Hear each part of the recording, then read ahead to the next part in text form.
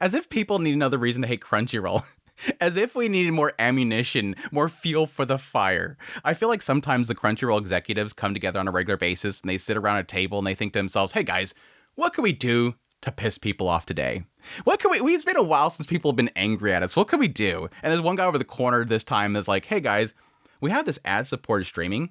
Let's get rid of that. Let's make the whole website paid only. Everybody's doing it these days. Nobody's doing ad-supported free viewing anymore. Yeah, let's do that. That'll tick people off. Let's do it. All right, let's go. But yes, for those that missed it, it's hard to miss it if you were actually one of the 2 people that are still using the service free with ads.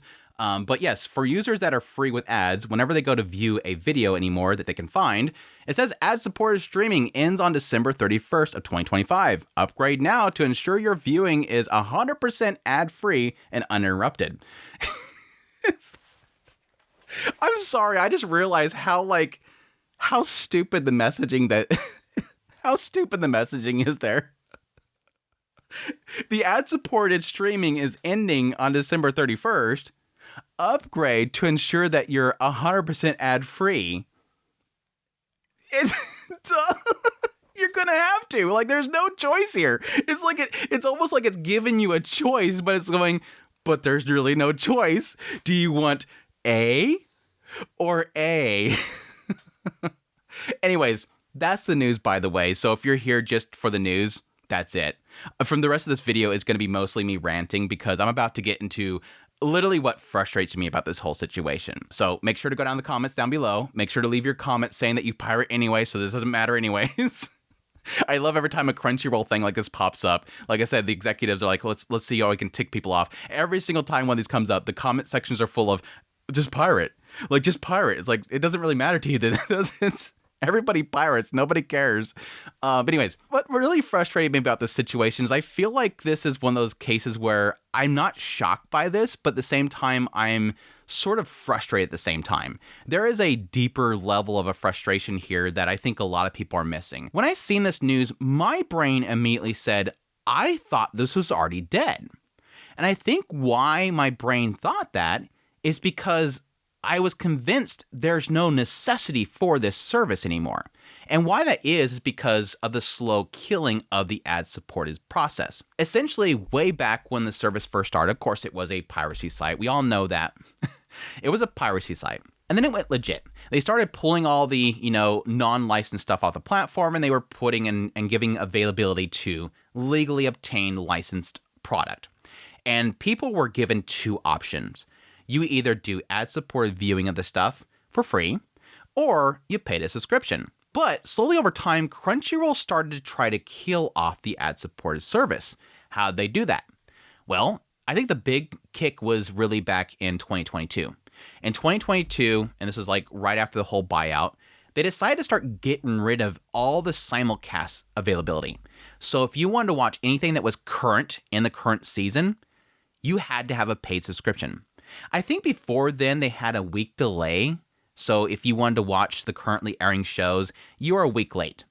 But then they chose to essentially make it to where only paid subscribers could access anything that was current and new, except for like a small sampler. They were like given like 5 or so shows that were available to still view, but not the entire catalog. And then the next big real kicker was like over the last couple years. They started to really kind of dial back the available backlog.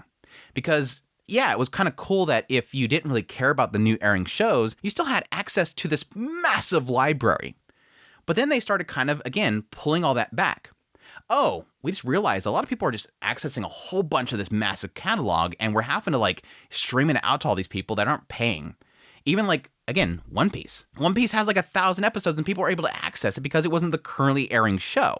Well, they decided to get rid of that. So this kind of got to my frustration here. As I'm trying to verify this news, I went to their site, I created a burner account, I didn't sign up, didn't pay, and I went into their catalog and I was trying to find this ad that says that it's going away.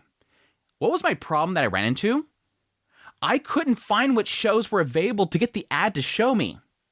I'm going to all these different shows and they're all locked behind a paywall. Spy Family, not a single episode is available. Even though I'm seeing a lot of people reporting right now that Spy Family is being, affected by this, Spy Family is not available. It was difficult to find a show. Like, there's no place on the website that says, if you're a free user, go to here for your shows. You have to go to every single show one by one to find anything to view because they're all locked behind these premiums. The only one that I was able to find very quickly was Bocchi the Rock. This is one that people were actually saying is available and would be affected by this. You can watch all of Bocchi the Rock right now with the free service. But everything else, Apothecary Diaries, you can watch 3 episodes before you're locked behind the paywall. You can watch 3 episodes of Don't Toy With Me, Miss Takotoro before you're locked behind a paywall. Chainsaw Man, enjoy those 3 episodes before you're locked out. Like, what is this service for? It really did beg the question, were they even caring about this service? I see a lot of people that are outraged by this, but I kind of wonder how many people are actually using this service. It really does beg the question, what is the purpose? Who is this serving? Do people out there really enjoy watching 3 episodes of a show before they have to go watch another 3 episodes of another show? Like, what is the point of this? I think the only real kind of positive I can get from it is maybe sampling a show before you go pirate it. Like, maybe, possibly, they enjoy that aspect of it. I get to sample a bunch of shows, and then when I find the shows I like, I'll just torrent the rest of it or something like that. I feel like Crunchyroll was actively trying to sabotage itself or try to push people out. Like, the free with ads is just an advertisement for their premium service, which, yeah, by all accounts, it seems like that's really the case. But I really do kind of wonder how many people outraged right now about the loss of this ad-free service were actually using it because it's unusable. I was finding some posts here and there where I guess some people were getting together and listing the currently given shows for free. But even then, the list that I found, none of them were verifiable. Like, again, the current one that people are listing are showing things like Spy Family being available. It's not. I question where people are getting the list. I guess possibly Crunchyroll themselves were issuing it to people via email if you have a free account. But without people just getting together and looking at all the shows to find what's available, I don't know how you do. Because you have thousands of shows on this platform, and there's no like drop down to view which are available for free. It's just pretty much hit and miss what's available. So it really does come down to that whole thing where at the end of the day, I think this is like the death blow. This is the death blow to something that is completely unusable. Who would even bother to want to watch 3 episodes of a show before being put behind a paywall? I guess some people might enjoy watching 3 episodes of a show. Like, it's literally like the 3 episode rule is the concept of the service. What is the point of this? Who would even want this? But it still sucks at the idea that this couldn't be better. That a company that will constantly actively talk about how they don't like piracy, how they're trying to fight piracy. I remember a long time ago when I first started getting really into Crunchyroll, there was a lot of emphasis there on the idea of creating a community and drawing people into anime and making it readily available and trying to combat piracy. But slowly over time, with the idea of killing services like ad-supported free access, you're literally doing the opposite. What better way to make people go pirate than to make it to where they have to pirate? If you have people that want to willingly access your content with some ads, why not let them? The obvious answer there from a business standpoint is that, yes, this is obviously going to cost them a lot of money. For every person that is streaming an episode of a show, they have to pay a certain amount to their networks and whatnot to distribute that data to people.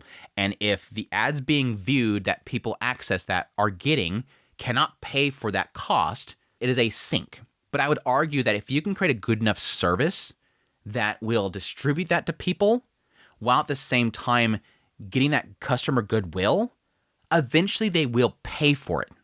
And that's something I don't think that Crunchyroll, their current executives, acknowledge. I think what they're currently acknowledging is, well, it works for Netflix. It works for all these other services. Why not us? Barely any of the big streamers anymore allow free access with ads. Shoot, most of them want you to pay while also getting ads. So at least there's something here that Crunchyroll's doing that is positive. It is probably the least of evils of all the other ones. It at least doesn't cost $20 a month for now. It at least doesn't cost $20 a month for now. And it doesn't serve you ads with that $20 for now.